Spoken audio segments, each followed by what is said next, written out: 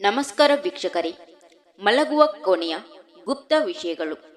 ನಾವು ರಾತ್ರಿ ಮಲಗುವಾಗ ಕೆಲವೊಂದು ವಿಷಯವನ್ನು ನೆನಪಿನಲ್ಲಿ ಇಟ್ಟುಕೊಳ್ಳಬೇಕು. ಇದರಿಂದ ನಿದ್ದೆಗೆ ಯಾವ ರೀತಿಯ ತೊಂದರೆಯಾಗುವುದಿಲ್ಲ.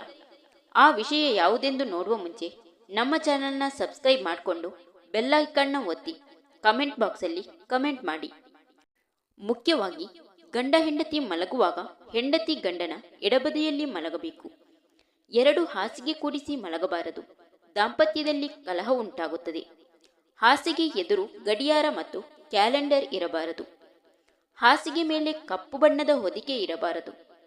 ಆದಷ್ಟು ತಿಳಿ ಬಣ್ಣದ ಹೊದಿಕೆಯನ್ನು ಬಳಸಬೇಕು. ಮಲಗುವ ಕೋಣೆಯ ಬಾಗಿಲಿಗೆ ನೇರ ಹಾಸಿಗೆ ಇರಬಾರದು. ಹಾಸಿಗೆಯ ಗೋಡೆಯಲ್ಲಿ ರಾಧಾಕೃಷ್ಣ ಅವರ ಫೋಟೋ ಇದ್ದರೆ ಉತ್ತಮ. ಮಲಗುವ ಕೋಣೆಯಲ್ಲಿ ಮಂಚವನ್ನು ಗೋಡೆಗೆ ತಾಗಿಸಿ ಇಡಬಾರದು. ಎದ್ದ ಕೂಡಲೇ ಕಾಣುವ ಹಾಗೆ ಕನ್ನಡಿ ಇರಬಾರದು. ಉತ್ತರ ದಿಕ್ಕಿಗೆ ತಲೆ ಹಾಕಿ ಮಲಗಬಾರದು.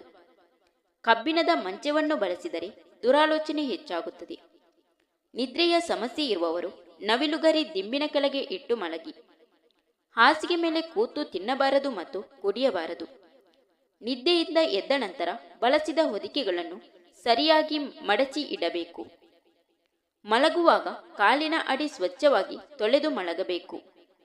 ಮಲಗುವಾಗ ಮೊಬೈಲ್ ಫೋನ್ ಸ್ವಿಚ್ ಆಫ್ ಮಾಡಿ ಮಲಗಬೇಕು. ಮಲಗುವಾಗ ಶಾಂತವಾಗಿ ಮಲಗಬೇಕು. ಮಲಗುವ 1 ಗಂಟೆ ಮೊದಲು ಮೊಬೈಲ್ ಟಿವಿ ಆಫ್ ಮಾಡಬೇಕು.